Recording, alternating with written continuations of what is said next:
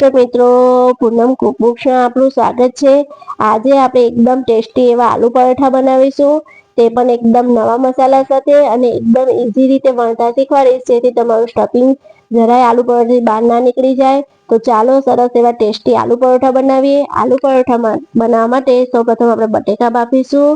તેના માટે એક કુકર લેશું અને એની અંદર આપણે એક કાંઠો મૂકીશું અને કાણાવાળી ડીશ મૂકીશું। આવી રીતે બટેકા બાફવાથી તમારા બટેકા જે ઓલા પાણી પોચા થતા નથી અને એકદમ સરસ એવા ડ્રાય બફાઈને તૈયાર થાય છે। તે કુકરની અંદર 2 ગ્લાસ જેટલું પાણી એડ કરી બટેકાને આવી રીતે જો વચ્ચેથી કાપો પાડી 2 ભાગ કરી લેવાના અને બધા જ બટેકાને આપણે કુકરમાં આવી રીતે સરસ એવા ગોઠવી લેવાના। અહીં મેં કિલો જેટલા બટેકા લીધા છે। બધા જ બટેકા આવી રીતે ગોઠવાઈ જાય તે કુકર રાખી સીટી લગાડી મીડિયમ ગેસે આપણે 3 વિસલ કરી લેવાની છે। 3 વિસલમાં પરફેક્ટ રીતે બટેકા બફાઈ જશે। ત્યાર માટે એક સરસ એવો મસાલો તૈયાર કરીએ। તેમાં 10 તીખા લીલા મરચા, 3 નાના આદુના ટુકડા અને ધાણા દાળની સહિત લેવાના અને 12 લીમડાના પત્તા લીધા છે અને 1 ચમચી જેટલો ફુદીનાનો પાવડર લીધો છે। જો ફુદીનાનો પાવડર ના હોય તો તમે ફ્રેશ ફુદીનો પણ લઈ શકો છો। તેના પણ 10 થી 12 પત્તા લેવાના। 1 ટીસ્પૂન જેટલી આપણે હળદર લેવાની છે અને અડધી ચમચી જેટલી આપણે વરિયાળી લેશું। આ બધા જ મસાલાને આપણે પાણી નથી એડ કરવાનું, ડ્રાય પીસી લેવાના છે। અને 2 મીડિયમ સાઈઝની મેં ડુંગળી ઝીણી સમારી લીધી છે, એકદમ ઝીણી સમારવાની। અને પહેલા આપણે સૌપ્રથમ આલુ પરોઠાનો લોટ બાંધીશું। તેના માટે મેં 250 ગ્રામ જેટલા ઘઉંનો લોટ, તેમાં 2 ચમચી જેટલી મેં સૂજી એડ કરી છે અને અડધી ચમચી જેટલા અજમો હાથથી મસેડી આપણે તેની અંદર એડ કરીશું અને 2 ચમચી જેટલું આપણે ઘી એડ કરીશું। ઘી બહુ એડ નથી કરવાનું, 2 ચમચી જ એડ કરવાનું અને સ્વાદ પ્રમાણે આપણે મીઠું એડ કરવાનું છે। આવી રીતે ઘી એડ કરી લોટ બાંધવાથી આપણે આલુ પરોઠા થોડા ખસ્તા તૈયાર થાય છે અને ટેસ્ટમાં ખૂબ જ સરસ લાગે છે। અને પાણી એડ કરતા જઈ આપણે તેનો લોટ બાંધી લેવાનો છે।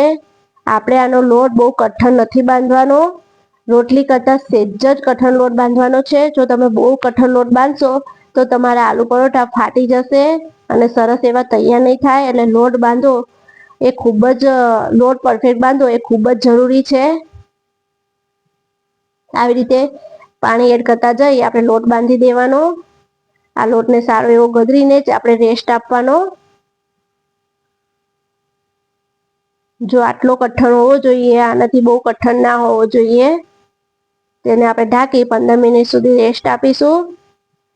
ત્યારબાદ આપણે બટેકા ચેક કરીશું તો સરસ એવા ચપ્પુની મદદથી ચેક કરવાના, સરસ એવા બફાઈ ગયા છે। જો તેને ઠંડા થઈ આપણે છાલ ઉતારી લેવાની।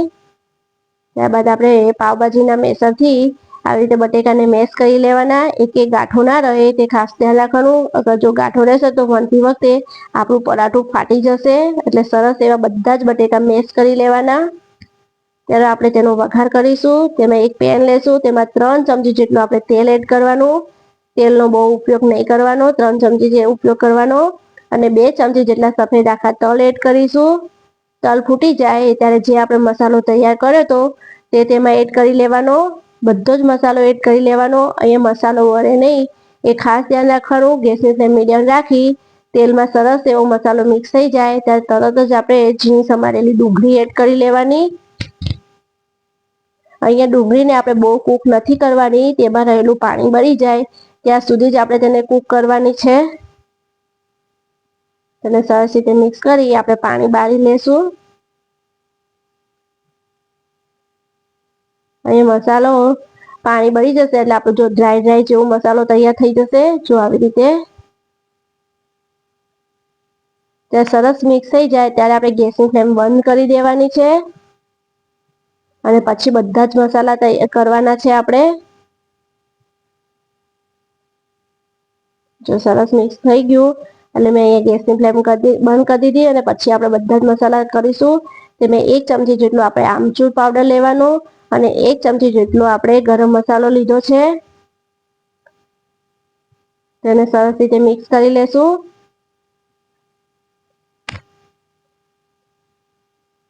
સરસ રીતે મિક્સ થઈ જાય ત્યારે તેમાં સ્વાદ પ્રમાણે આપણે મીઠું એડ કરવાનું।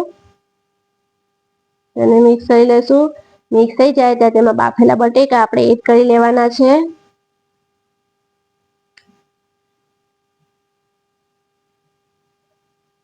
બધું જ બધાને જ આપણે સરસ રીતે મિક્સ કરી લેવાનું.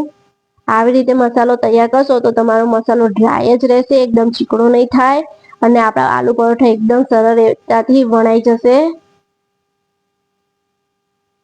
તો સરસ એવો મિક્સ થઈ ગયો છે.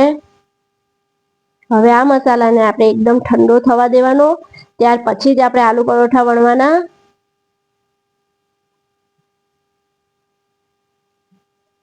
સરસ એવો મસાલો તૈયાર છે. આપણે તેને ઠંડો થઈ જાય ત્યારે તેના ઉપરથી આપણે ધાણા સ્પ્રિંકલ કરીશું. અહીં 1 વાટકી જેટલા મેં ધાણા લઈ લીધા છે. ધાણાનું પ્રમાણ વધારે રાખવાથી આપણા આલુ પરોઠાનો ટેસ્ટ ખૂબ જ સરસ આવે છે. અને તેલવાળો હાથ કરી આપણે લોટને સારો એવો ગળરી લેશું. તેમાંથી તમારે જે સાઈઝનો આલુ પરોઠું તૈયાર કરવું હોય તે સાઈઝનો તમારે ગુલ્લો લેવાનો, તેને ગોળ ગોળ વાળવાનું અને તેમાં લોટમાં સ્પ્રિંકલ, કોળા લોટમાં સ્પ્રિંકલ કરી તેને આપણે રોટલીની જેમ વણી લેવાનું છે. અને રોટલીની જેમ એકદમ પતલી નથી વણવાનું, થોડી જાડી રોટલી રાખવાની.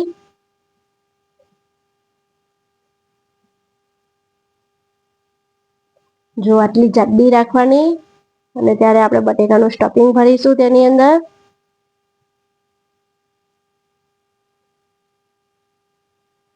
જો પરફેક્ટ રીતે વણતાથી કરો, આવી રીતે 2 સાઈડથી રોટલી પકડી તેને રેપ કરવાનું. આવી રીતે છેક એન્ડ ના આવે ત્યાં સુધી તેને રેપ રેપ રેપ કરતા જવાનું.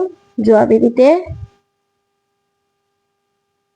અને છેલ્લે જે રોટલીનો ગુલ્લાનો લોટનો વધારાનો ભાગ હોય તે આપણે લઈ લેવાનો. જો આવી રીતે, જેથી આપણા પરોઠામાં લોટની એક ગાંઠો નથી રહેતી. વધારાનો લોટ લઈ લેવાનો અને સરસ એવો ગુલ્લો તૈયાર થઈ ગયો છે. જુઓ. અને આપણે ગુલ્લો તૈયાર થઈ ગયા તો ડાયરેક્ટ વેલણથી વણવા નહીં માંડવાનું. જો તમે ડાયરેક્ટ વેલણથી વણવા માંડશો તો તમારું સ્ટફિંગ બહાર આવી જશે. એટલે લોટ સ્પ્રિંકલ કરી આપણે એને હાથ વડે જ વણવાનું. જો આવી રીતે જ્યાં સુધી વણાય ત્યાં સુધી હાથથી જ વણવાનું, જેથી આપણું સ્ટફિંગ સહેજે બહાર નહીં આવે. પછી આપણે છેલ્લે 2-3 વેલણ મારવાના. જો સહેજે આપણું સ્ટફિંગ બહાર નથી આવ્યું અને એકદમ પરફેક્ટ રીતે આલુ પરોઠો વણાઈ ગયો છે. જો ત્યારે આપણે તેને લોઢીમાં શેકી લેશું. પેલું આલુ પરોઠું તૈયાર કરતા હોય ત્યારે લોઢીને થોડી તેલ વડે ગ્રીસ કરી લેવાનું.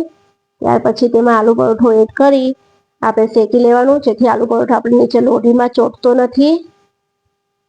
એક સાઈડ શેકાઈ જાય ત્યાં તેને બીજી સાઈડ પલટી લેવાનો. આવી રીતે બંને સાઈડ થોડું થોડું શેકાઈ જાય ત્યાં તેને તેલ વડે ગ્રીસ કરી આપણે શેકી લેશું. તમે અહીંયા તેલની જગ્યાએ ઘીનો પણ ઉપયોગ કરી શકો છો. સરસ હવે તેલથી ગ્રીસ કરી આપણે શેકી લેશું. બીજી સાઈડ પણ આપણે આવી રીતે તેલથી ગ્રીસ કરવાનું.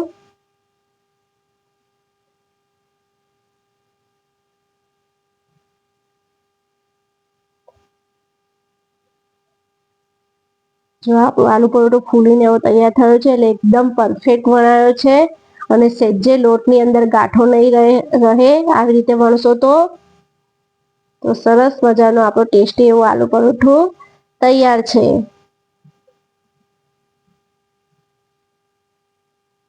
જો તો તમને મારી આ રેસીપી કેવી લાગી જરૂર કહેજો. જો તમને ગમી હોય તો મારી ચેનલને લાઈક, સબસ્ક્રાઈબ અને શેર જરૂર કરજો. જય શ્રી કૃષ્ણ.